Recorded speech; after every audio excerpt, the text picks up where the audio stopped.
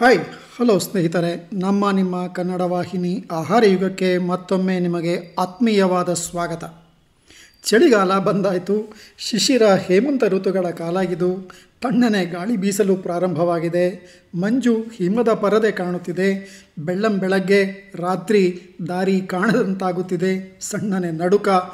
ಏಳಲು ಮನಸ್ಸಾಗದೆ ಹೊದ್ದು ಹಾಸಿಗೆಯಲ್ಲೇ ಸುಖವಾಗಿ ಸೋಂಬೇರಿಯಾಗಿ ಮಲಗೇ ಇರೋಣ ಎಂದೆನಿಸುವ ಹಾಯಾದ ಈ ಸಮಯ ಚಳಿಗಾಲ. ಚಳಿಗಾಲ ಎಂದರೆ ಕೆಲವು ದೈಹಿಕ ಸಮಸ್ಯೆಗಳ ಕಾಲವೂ ಹೌದು. ನೆಗಡಿ, ಕೆಮ್ಮು, ಶೀತ, ಗಂಟಲು ಕಿರಿಕಿರಿ, ಉಸಿರಾಟದ ತೊಂದರೆ, ಜ್ವರ, ಸೋಂಕುಗಳು, ಮೂಳೆಗಳ ನೋವು, ಇಲ್ಲದೇ ಇರುವಂತೆ ಮರೆತೇ ಹೋಗಿದ್ದ ಕೈಕಾಲು ನೋವು, ಜೋಮು, ಮರಗಟ್ಟುವುದು, ತುಟಿ ಒಡೆಯುವುದು, ಚರ್ಮ ಒಡೆಯುವುದು, ಉರಿ, ತುರಿಕೆ, ಚರ್ಮ ಸುಲಿಯುವುದು, ಹೀಗೆ ರೋಗ ರುಜಿನಗಳ ಸಾಲು ಸಾಲು. ಚಳಿರಾಯನ ದರ್ಬಾರಿನಲ್ಲಿ ಇವೆಲ್ಲದರ ನಿತ್ಯೋತ್ಸವ. ಚಳಿಗಾಲವನ್ನು ಸವಿಯುತ್ತಾ ತೊಂದರೆಗಳಿಂದ ಮುಕ್ತಿ ಪಡೆಯುವುದು ಹೇಗೆಂಬುದು ಬಹಳ ಮುಖ್ಯ.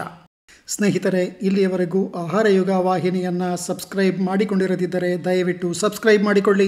ಚಳಿಗಾಲವಾದರೂ ಪರವಾಗಿಲ್ಲ, ಬೆಲ್ ಐಕಾನ್ ಒತ್ತಿ ತತ್ಕಾಲದಲ್ಲಿಯೇ ನಮ್ಮ ಎಲ್ಲ ಕಂಟೆಂಟುಗಳನ್ನು ಪಡೆದುಕೊಳ್ಳಿ. ಧನ್ಯವಾದಗಳು. ರೋಗ ರುಜಿನಗಳಿಂದ ತೊಂದರೆಗೊಳಗಾಗದಂತೆ ನಮ್ಮನ್ನು ರಕ್ಷಿಸಿಕೊಳ್ಳುವುದು ಬಹಳ ಬಹಳ ಇಂಪಾರ್ಟೆಂಟ್. ಊಟದಷ್ಟು ಔಷಧ ತಿನ್ನದೆ ಸರಿಯಾದ ಆಹಾರ ಸೇವನೆ ಮಾಡುವುದು ಒಳಿತು. ನಮಗೆ ರೋಗ ನಿರೋಧಕ ಶಕ್ತಿ ನೀಡುವ, ದೇಹವನ್ನು ಒಳಗಿನಿಂದ ಬೆಚ್ಚಗೆ ಇಡುವ, ದೇಹದ ಉಷ್ಣತೆಯನ್ನು ಮೇಂಟೈನ್ ಮಾಡಲು ಬೇಕಾದ ಕ್ಯಾಲೋರಿ ನೀಡುವ, ಮತ್ತೆ ಮತ್ತೆ ತಿಂದು ಬೊಜ್ಜು ಬಾರದಂತೆ ರಕ್ಷಿಸುವ, ನಿಧಾನವಾಗಿ ಜೀರ್ಣವಾಗಿ ನಿರಂತರ ಶಕ್ತಿ ಒದಗಿಸುವ ಆಹಾರಗಳು ಚಳಿಗಾಲಕ್ಕೆ ಅವಶ್ಯಕ. ಅಂತಹ ಆಹಾರಗಳ ಒಂದು ಪಟ್ಟಿ ಇಲ್ಲಿದೆ ನಿಮಗಾಗಿ.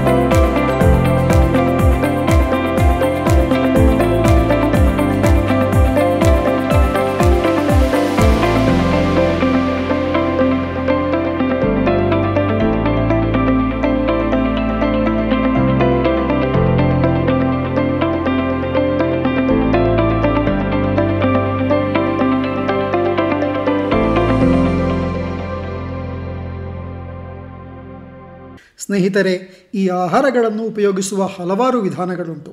ನಿಮ್ಮ ಆಹಾರ ಕ್ರಮದ ಅನ್ವಯ ಅವುಗಳನ್ನು ಬಳಸಿಕೊಳ್ಳಿ. Stay healthy, stay safe. ಇಲ್ಲಿಯವರೆಗೂ ನಮ್ಮ ವಾಹಿನಿ ಆಹಾರ ಯುಗದಲ್ಲಿ ಭಾಗಿಯಾಗಿರುವುದಕ್ಕೆ ನಿಮಗೆ ಧನ್ಯವಾದಗಳು.